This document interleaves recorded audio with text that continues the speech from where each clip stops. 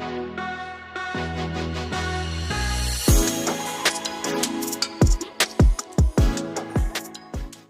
Friends, और welcome to the new meeting. और आज हम देखेंगे दिस एंड दिस कीवर्ड क्या होता है। This method and this keyword क्या होता है। पिछली वीडियो में हमने देखा था सुपर कीवर्ड सुपर मेथड क्या होते हैं। तो अभी इस सेशन में हम क्या कंप्लीटली देखने वाले हैं दिस कीवर्ड।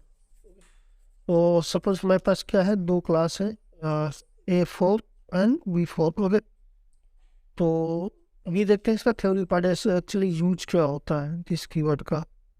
ओके, तो बेसिकली दिस कीवर्ड क्या होता है कि एक कीवर्ड होता है जो क्या करता है, करंट क्लास के इंस्टेंस को क्या करता है, होल्ड करता है। क्या करता है, करंट क्लास की इंस्टेंस को होल्ड करके रखता है।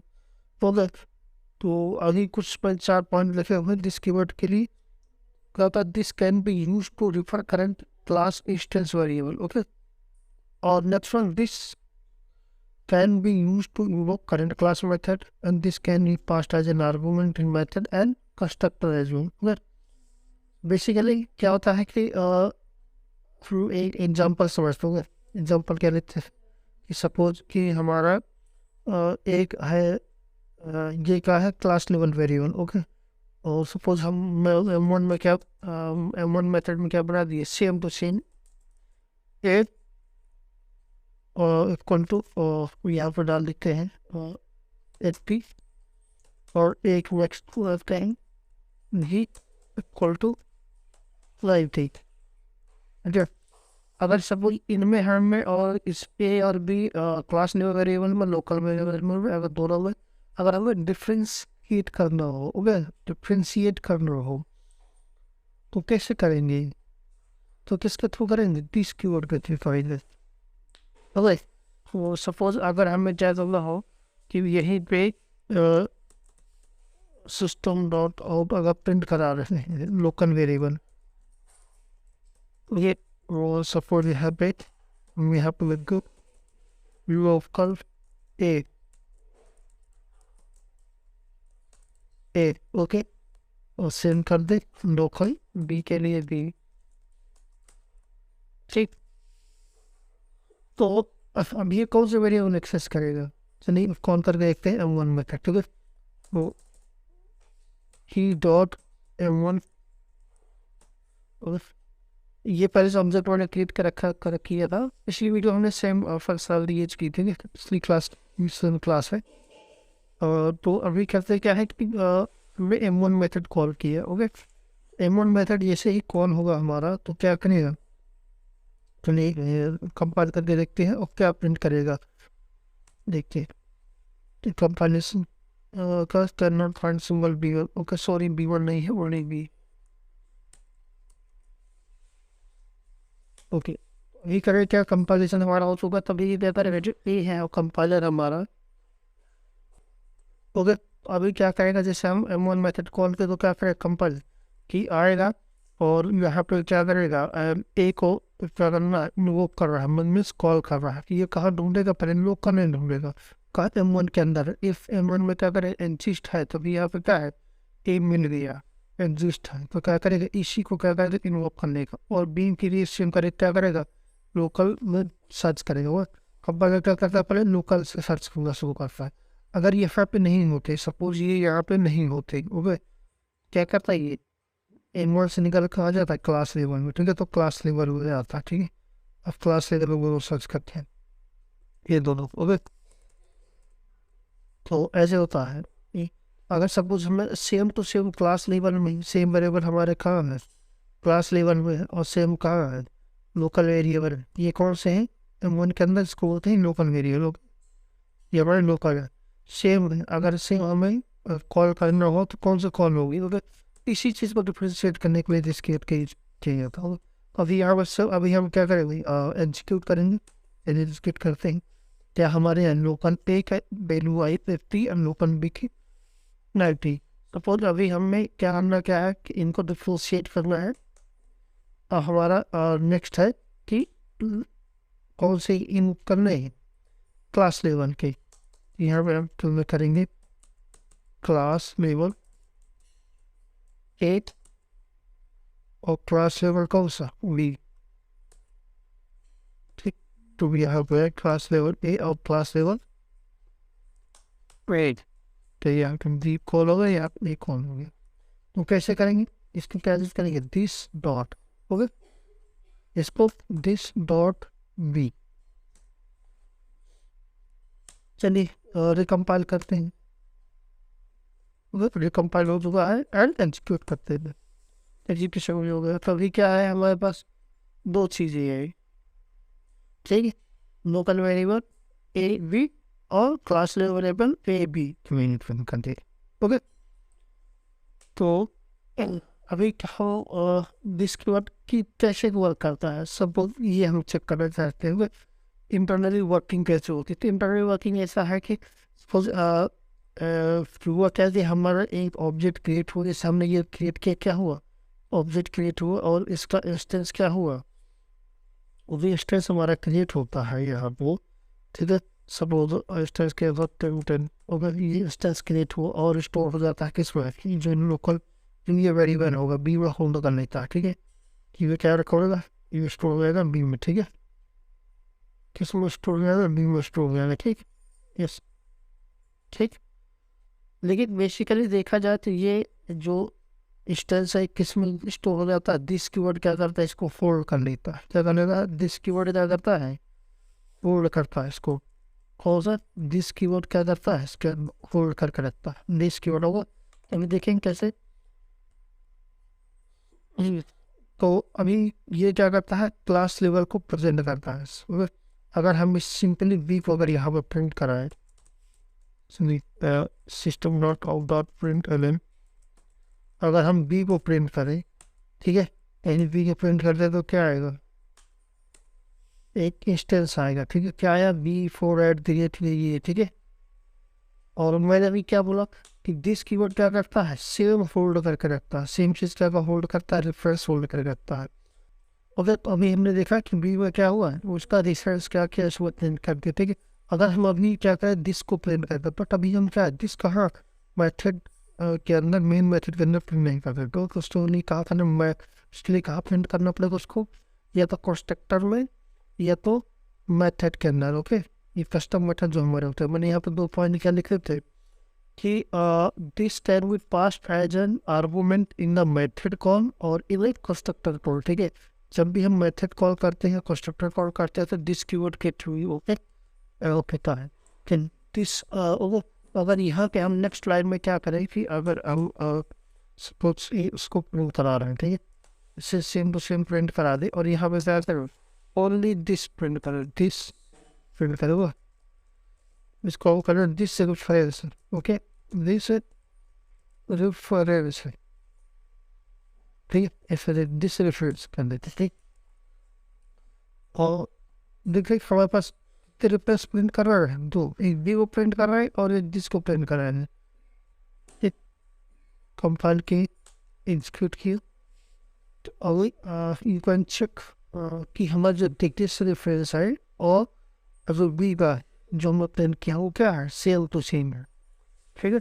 तो वो क्या करता है कि करंट क्लास के ऑब्जेक्ट को या रेफरेंस को क्या करता है, होल्ड करता है, ठीक। यहाँ पे एक लाइन लिखते हैं, this keyword is show this keyword and this keyword called well current class reference,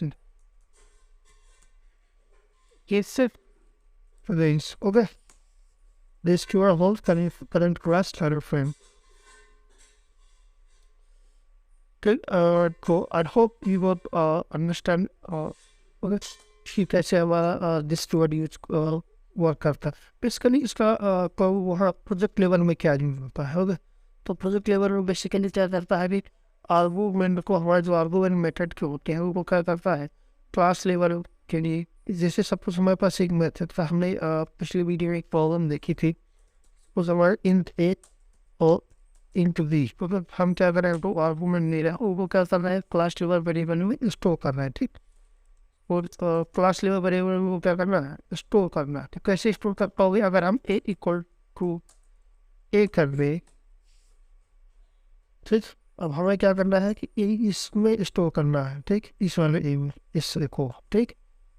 अगर हम ऐसे कर दे ए इक्वल टू ए, तो कंपाइलर क्या करेगा, ए को कहाँ सर्च करेगा, लोकल में, तो क्या करेगा, पैरामीटर की वैल्यू कहाँ कर देगा, पैरामीटर में ही डाल देगा।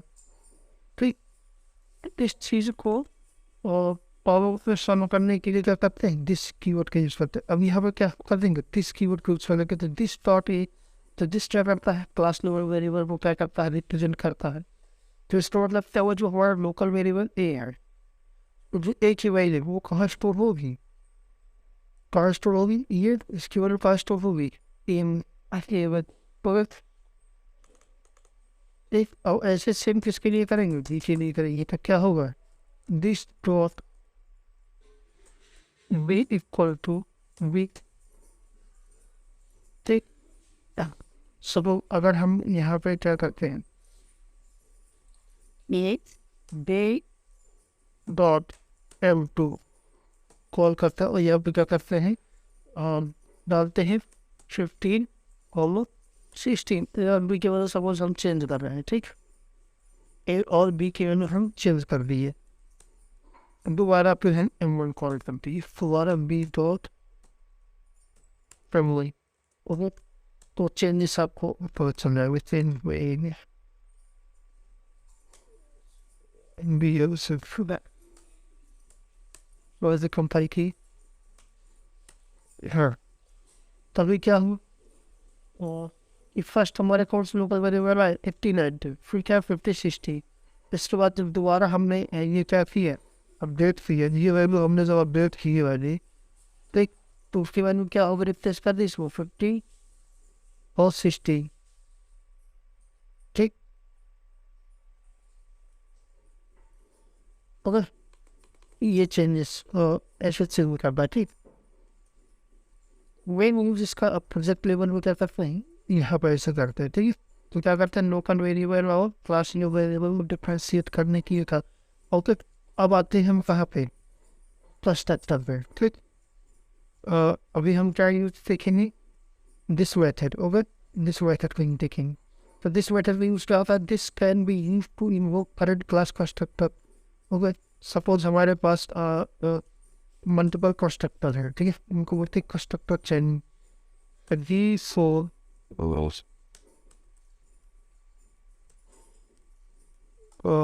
वी फोर, एक हमारे पैरामीटर्स कंस्ट्रक्टर, ठीक है, इस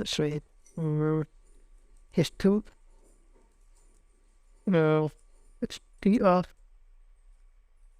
अब मैं क्या करूँगा, एक वैसे यहाँ पर कर system dot out dot print in, फिर और क्या करते हैं, इस str को वेरिट कर देते हैं यहाँ पे, और दूसरा एक कंस्ट्रक्टर बनाते हैं, नॉन पैरामीटर्स कंस्ट्रक्टर वी फोर सूटरी। ओके, और यहाँ से हम क्या करते हैं, सिर्फ ऑब्जेक्ट क्रिएट करते हैं।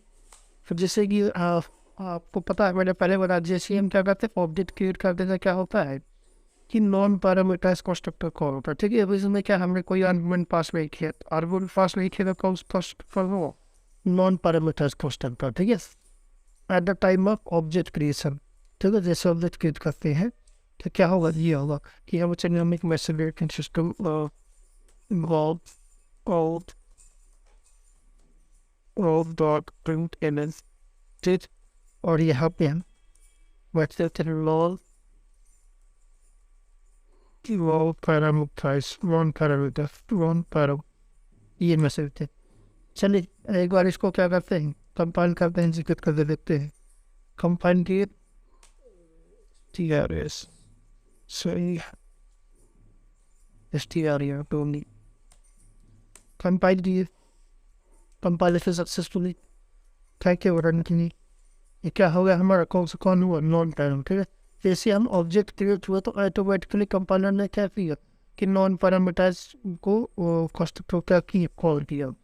और अभी हमारी रिक्वायरमेंट क्या है कि जैसे हमारा नॉन पैरामीटर्स कंस्ट्रक्टर कॉल होता है, तो हमें करना क्या है कि D4 जो हमारा पैरामीटराइज कंस्ट्रक्टर है उसको कॉल करना है। ठीक है, ओके, तो क्या है कि इसके अंदर जब हमारा ये एग्जीक्यूट हो, नॉन पैरामीटराइज कंस्ट्रक्टर यूज हो, तो तभी हमारा क्या हो, पैरामीटराइज कंस्ट्रक्टर भी यूज हो। बट हमें उसके लिए क्या है, ऑब्जेक्ट क्रिएट नहीं करना पड़े, ठीक है।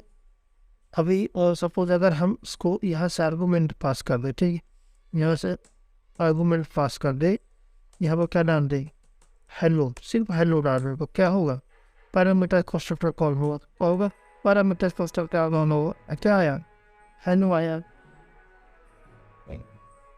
ओके।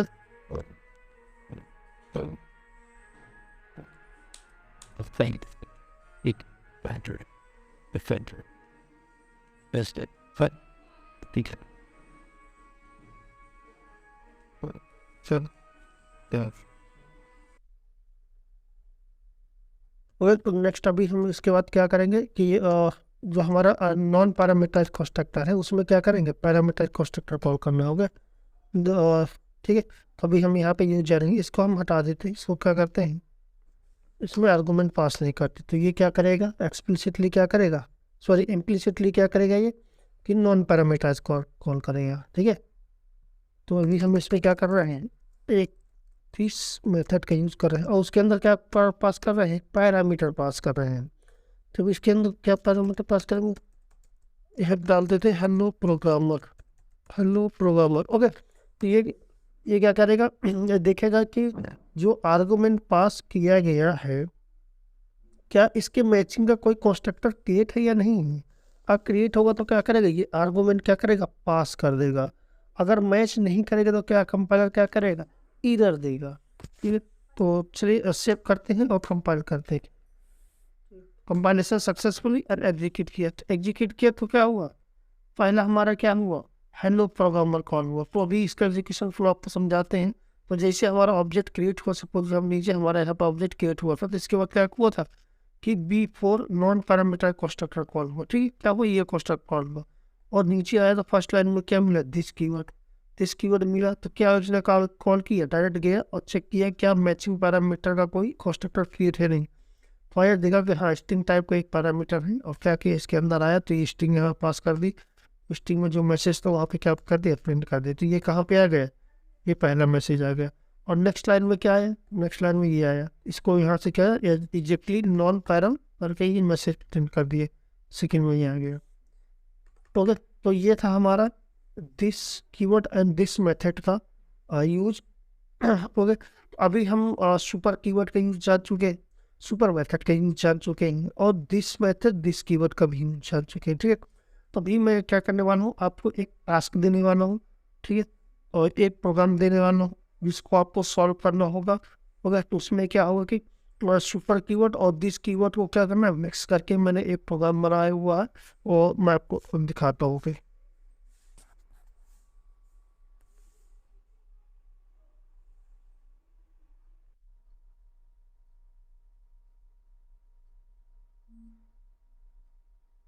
तो अभी हमारे पास क्या है कि वो सुपर क्लास है, ये हमारे B4 क्या सुपर क्लास है, उसमें क्या A और दो वेरिएबल है और दो मेथड है, M1 एंड M2 दो मेथड है।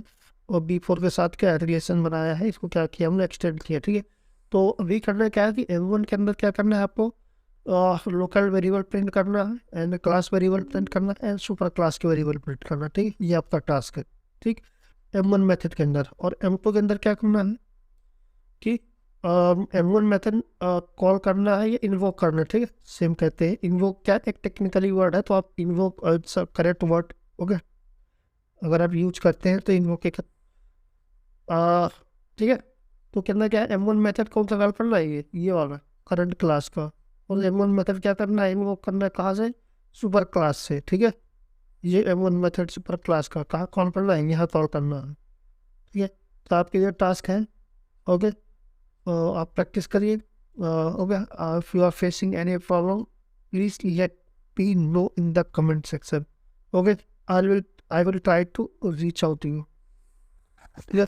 और मिलते हैं नेक्स्ट वीडियो में, ओके, नए टॉपिक के साथ। तो प्लीज़ अगर वीडियो अच्छी लगी हो लाइक करें, सब्सक्राइब करें और अपने फ्रेंड्स को भी शेयर करें, ठीक है। Thank you.